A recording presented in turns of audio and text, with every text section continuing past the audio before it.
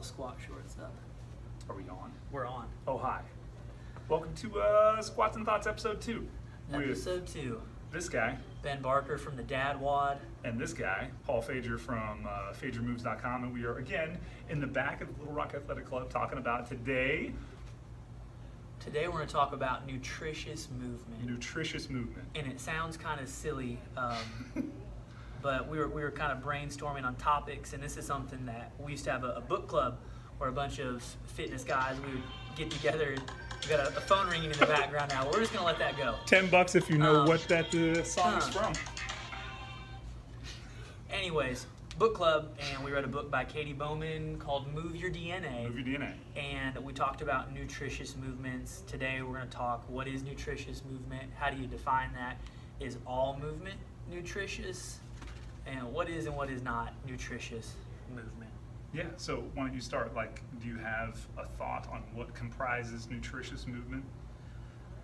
For me, I think the most nutritious movements are the things that we use in daily life, activities of daily living. Paul and I probably talked a lot about that in college, when we were getting a kines degree. But being able to perform the things you need to do throughout the day without pain, right? I think that is nutritious movement. Sitting in the bottom of a squat like we're doing right now, that is nutritious movement. Carrying your grocery bags inside, I think that's nutritious movement. All right. Where were you going with that? What do you think? No, that's good. I think my definition is a bit broader and a bit more inclusive because I kind of view things differently. And, over the 7 minutes I agonized about it, I came up with what I believe, let me see if it's on my phone actually. Since we had problems with my phone recording, I can actually read it verbatim. That'll help, so I don't have to try and remember it. Any movement that values the process of personal growth in which both scientific and artistic execution are married perfectly. Let that sink in for a minute. Nutritious movement, right? Yes. So it values the process of personal growth, meaning that you're learning something from it about you. You're not just doing it and coming away from it and hoping for whatever happened to happen, that you're part of the process, and that process, you tuning into that process is what helps achieve that growth. And then both science and artistic execution married perfectly, that it is, in order for it to be nutritious to the body, it needs to be biomechanically sound. I think that's a huge part of what is nutritious, and that it has to address the fact that you, as a person, that you are executing that it's not happening as a byproduct to your existence. Like we're choosing to squat, we're choosing to talk, we're choosing to fiddle with blocks and stand up and take breaks and grab phones and stuff. So that I think is a big part of what's not being valued today. Sure. It's very science oriented, but not about the execution of the individual and the artistic process of small movements. Did that make sense? Yes. Yeah, so I think that's where I would go with that definition. Maybe it's a bit broad. But yeah, I mean, something interesting we talked about last week when we finished the video. Also, we had 10 views, so I just want to thank all of our loyal fans. Mom, to the 8 of you that viewed it and the 2 of you that watched it twice, we really appreciate that. Thank you guys so much. But I told Paul, I was like, I think it'd be cool if at the end of the video we would do show a couple mobility drills to work on our squat. And Paul said, I think squatting is the best way to work on our squat. And which made so much sense to me. And there was, long story short, when I was working on mobility one time, Paul said, your body's only going to do what you've asked of it before. And I'm trying to get in a certain position in an overhead squat, and I can't get the external rotation in my shoulder that I need because I've never asked my shoulder to do that before. And I think getting in new positions and challenging positions and forcing your body into good position, that is very nutritious. And so for me, I'm having a hard time keeping my torso upright, so I've got my heels elevated, so my spine is in a more nutritious position, right? So I just think anytime you're exploring new positions and forcing your body into a correct position is nutritious. Yeah, I think part of the human condition as far as movement goes, that you're exploring new things. Yes. Like everything is new. at some point, and then it gets written into the code of how you execute it, Sure. and then becomes more and more efficient, right? Yeah. But there's something cool about the newness of it. So to make something like this, you know, that you may or may not do a lot, but we do a lot. Nutritious, again, is just adding components that you hadn't thought about, One-legged squat. Yeah, so to give you an idea, the newness of an old position. Am I spreading my toes out, right? Am I keeping my feet straight or am I toeing out? What's the distance between my feet? You know, how pushed out am I as far as my knees go? Is my spine in a position where my thoracic curve and my lumbar curve are intact, or am I relaxing and settling into it? If I'm in an overhead position, am I balanced, or am I trying to rotate out? Am I gripping tight? Am I putting internal rotation of my forearm versus the external rotation of the upper arm? All these little things, I think, are part of that science process that we know. But then marrying the fact that you are doing it, I'm choosing in this moment, nothing's, you know, I'm not being weighed down by anything, I'm choosing to make all those things happen, is that artistic side. And Yeah. I think that's different for everybody. You know, For some sure. people are so much better and it looks like art when they move. That's because it is art, you know. So, but yeah, newness is good. I think in something like, I think almost even more so, I think most of us probably know what nutritious movement is. Yeah. And I think Why don't we talk about what isn't? that's where I want to go. I What's think junk movement? that's even more important. There's I an think epidemic, than- like junk food, of junk movement going on. obviously we all know a squat is nutritious, right? Can be. But is a squat with crappy form, like I was telling Paul, the workout for today on the dad wad is 150 squats for time, which that could be very nutritious or also horribly wrong, you know? How And are you it's- executing it right? What does your squat look like? What is your positioning? You know, like Paul said, are you spreading the feet with your ground? Is your torso upright? You know, what's your thoracic spine doing? What's your lumbar spine doing? All of those things need to be taken into account. Now, and we have to add, we need the intensity, you know, at times, but where's the importance of that? You know, are you placing nutritious movement above intensity? You know, where does that fall in your, you know, on your list of what's most important? Yeah, and intensity in a functional movement is always going to be at the weakest part of the chain. So Yes. if you're having trouble like keeping your knees out in a squat as you go up and down, it's going to be those things that push the knees out. So you're going to see that start to fail when people come in on the knees. So keep that in mind. You know, the intensity is at the weakest part. Yes. So, but yeah. So I'd like, not to put you on the spot or anything, Spot me, bro. but talk about doing a 1 rep max Mhm. where you stop when your form breaks down. But you know, Okay. so like a weighted 1 rep? yes. So Paul, Ooh, okay. I've seen him do a 1 rep max before with perfect form, and you're like, add some weight, dude. And he was like, no. He's doing a 1 rep max with perfect form, and With whenever no he compensation. yes, thank Yeah. you, with no No compensation. compensations, yeah. So like, you know, like say I do a 1 rep squat max on back squat, and then I shift to my right leg because it's stronger and drive it up. That's no longer nutritious. And so Paul, whatever his weight is that day, say he moves, you know, 275 pounds, and it's perfect. And so all of us are like, oh, you should go for 300, or, you know, add 10 pounds. But Paul says no, because he stops when he knows he couldn't do it with perfect form anymore. That's just, and it's foreign to me, and that's something that I'm working on. Talk about So that a this little comes bit. from valuing the process of personal growth while marrying scientific and artistic execution, right? So if I get a squat and I get 320, which is, by the way, I think my max back squat's like 225. Like it's pretty lame. I like to blame it on being tall and spindly, but whatever. So, and I get that back squat, and I think, yeah, I'm awesome, you know. But that back squat looked like garbage.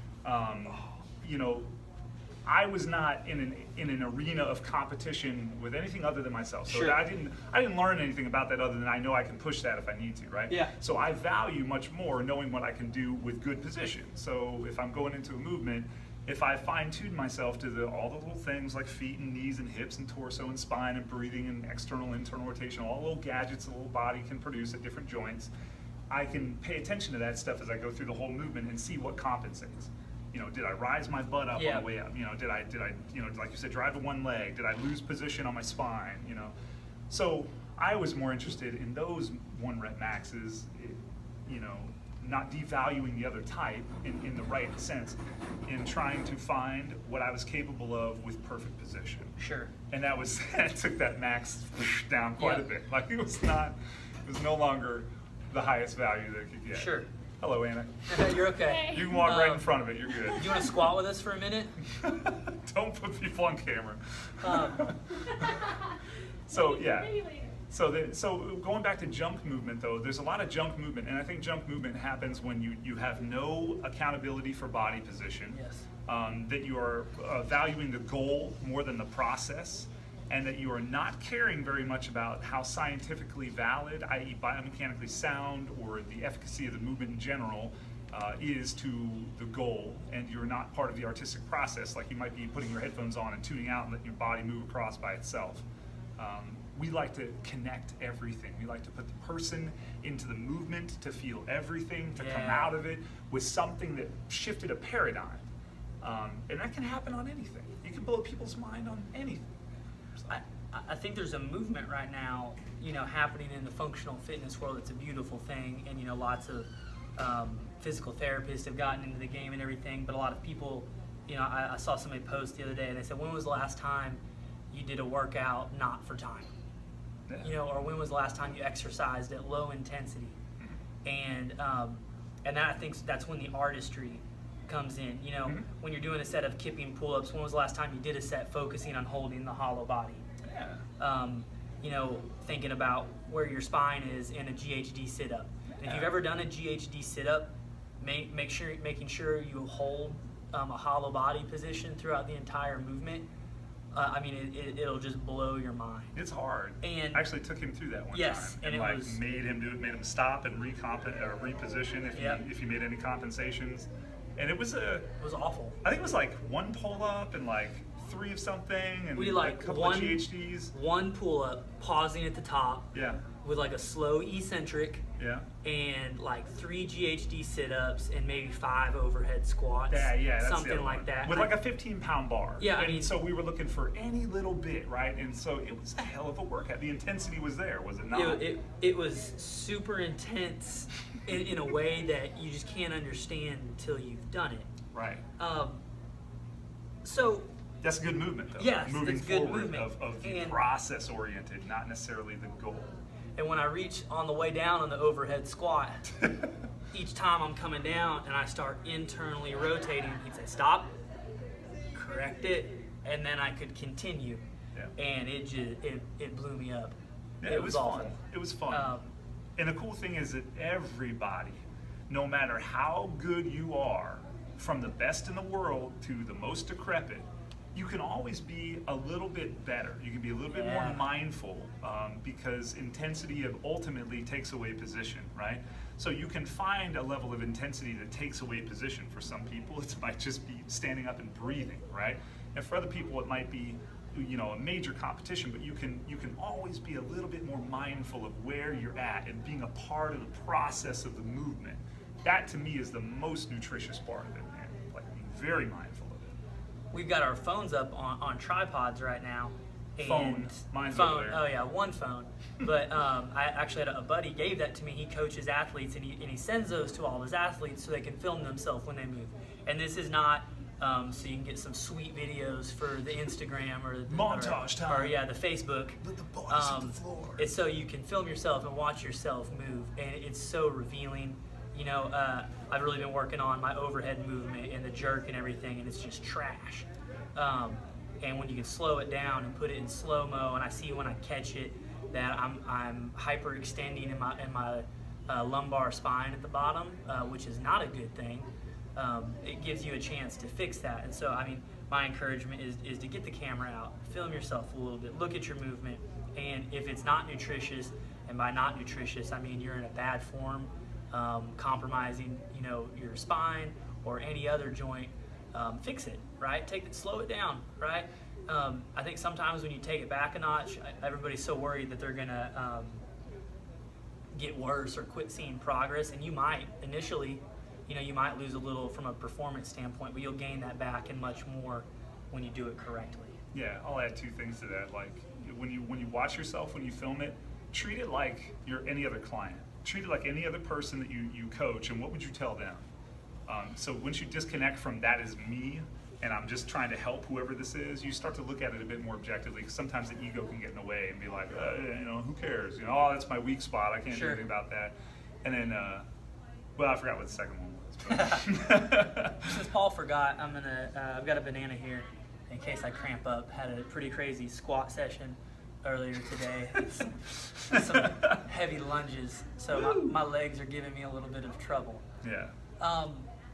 So junk movement again. So anything can be junk movement. Anything can be nutritious. So if you are a runner, you can make junk movement out of running. Oh, geez. Pay no attention to your position, right? Don't be a part of the process, and just think about the goal.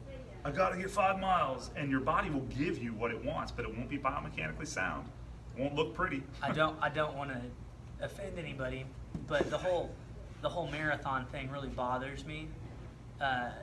Just because you watch most of those people run 26 miles and it's just trash. Like, it's just horrendous. Well, I'll codify that, and before you get too, was that mean? Uncouth. That was uncouth. It's fine. That was not kosher. But it's fine. We see it a lot, and it's sort of a pet peeve of ours. But most people don't know how to run right. Most people don't practice running right, yes. And most people don't value the process of running. Much like everything else, there's not a value on the process and who you are in the process, and whether that process is scientifically sound. So you do see a lot of that. And then you see a lot of people who are really good at running, and they look amazing. It's like a work of art in motion, right? That's cool, because then there's something valuable there. Just to touch on that, pose running, something that he uses with his clients, is a beautiful thing. Pick up a book on it. Is it Brian McKenzie? Is that the dude? So it's not just pose. Like, I've got a bunch of different ones. It's like pose, chi, barefoot. Like, it's a bunch of different little pieces from each one of them that are very easy to learn and unique. He's got a bunch of stuff going. I got a bunch of stuff going. Long story yes, short, Brian McKenzie makes a good book. I think that's where you're going with that. Get out and don't go for how long you go. Take your shoes off and get on a football field on the soft turf. Like, don't try to go out and run on cement or anything your first time. But when you run without your shoes on, it's very revealing of what your foot's doing. Yep. When you take those giant casts off your feet and just get out there, I mean, it's very revealing of what your body's doing and what it should be doing. Yeah. But I think the biggest key is practice. Practice your movement. Like, it doesn't all have to be done under high intensity, right? Right. Strip it down and practice the basics. That's something that they teach, that they try to preach in CrossFit, but not everybody follows. They do teach to practice. Yeah. And implementing like a flow session is something that I'm trying to do, where I know it's not always about being on a timer, but I usually have to, because I have X amount of time in between my clients in the day. So say I've got 20 minutes, I try to go on and move constantly and consistently for 20 minutes, but only with perfect form. So if I'm doing a handstand hold against the wall, I'm trying to squeeze my butt and stay in that hollow body position, or hold a hollow body while I do my pull-ups, or just whatever I'm doing, air squats, just trying to make sure I do them perfect and slowly, and just focus on nutritious movement. Yeah, because anything can be junk movement if done with no thought or no connection and no science. And then anything can be nutritious as soon as you start to value that process of being good at it. And remember, just keep in mind, we are all 100 trillion cells, give or take a few trillion depending on your size, right? And all those cells are doing is learning what you teach it. So if you teach it to do a certain thing, those cells and systems that are comprised of those cells will get better at specifically that. So if I squat with so minimal, with toes out, my body will get very good at that. It will not get very good at toes in or straight feet, right? It's not saying you have to. Calling me out right on camera. Come on, man. But that's the whole key of movement, and that's where you get people who are very good and nutritious and look beautiful as they move, because they've cultivated that. They have taught their body to achieve that, and it's not easy to move well. It's so hard.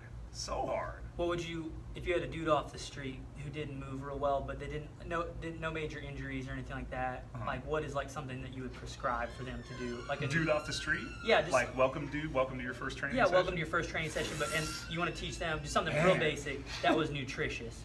Well, so So I got a whole different process than everyone else, right? But I think What's up, boss? Hey, Kelly. we're looking at Nate and Kelly here for people that are off the camera saying hi to them. I think people should learn how to. That's tough, man. I'd say take your shoes off and let's try and run. Yep. And just see what you can do, and let's blow his mind running. And I wouldn't do that very long. And I'd punctuate that with hanging in between, just so he can get used to hanging. And then I'd probably have him hold a plank position just so he can get used to supporting his body with like the right external rotation and the right finger thing, because that can lead to a lot of things. Yeah. So I'd probably start there. And then whenever he was fatigued from that and the hanging, I'd go back to the squat and just say sit in this for a little bit and kind of run him through all those things and check that. Sure. And just see where he's at. Like for most people, that simple stuff is going to be really intense when put together, and the principles behind them will be very good for beginners. And obviously, people who are a little bit more advanced. The moral of the story is no matter how advanced you might think you are, and this is something that I struggled with, thinking that I'm some type of decent athlete, is not to. What a fool! You aren't decent. Not to slow it down. You think you're above it. Like, why would I practice an air squat? Why would I practice a pull-up? I can do all of these things. Yeah. But to strip it down and to practice, there's always benefit in that, and just improving how you move and your movement economy. Yeah. My challenge for you this week is number one, try to squat. All right, pick a time, 5 minutes a day, and do it to the best of your ability. Even if if you can do 10 seconds at a time with good form, do it for 10 seconds. Try to go 15 seconds the next time. Yep. Go hang from a pull-up bar and try to do it with good form, right? And work on keeping that core nice and tight. Pick out a few moves and try to do them beautifully. Sorry if I got on the marathon runners, but you runners, practice running with good form. Don't worry about how far you go. Take those shoes off, get on the turf, and get a nice little run, all right? I don't know how much longer I can hold this squat, so we might be nearing the end of this video. May I cap it off then? Yeah, cap it off, please. So as far as nutritious movement goes, remember that you have to learn what the biomechanical principles are behind what you're doing. And if you don't know, go to YouTube or Google or a trainer who might know. That goes for every movement, okay? And then think about who you want to be when you're doing that movement. What do I want to cultivate? Am I truly awesome? Or am I learning something about myself? And then you're in tune with the process of both the science and the artistry, and from that, you will have growth. I think my challenge would be because you come from a CrossFit background and you love it, and I love it too, and it highly influenced me. I would say to most of the people who are watching who probably also do that, well, you can't sit in a squat with it. We can't closing thoughts while you're down. Sorry.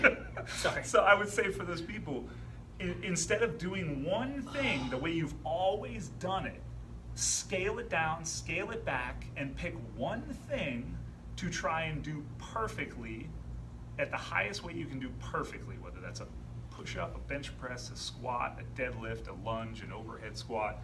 One thing with no compensations, and see what that feels like. See what the process of learning that feels like. I think that'd be a fun little tool for everyone to do. This is Squats and Thoughts. Bringing it Signing back. out. Love the dad one. Bringing it back, dude.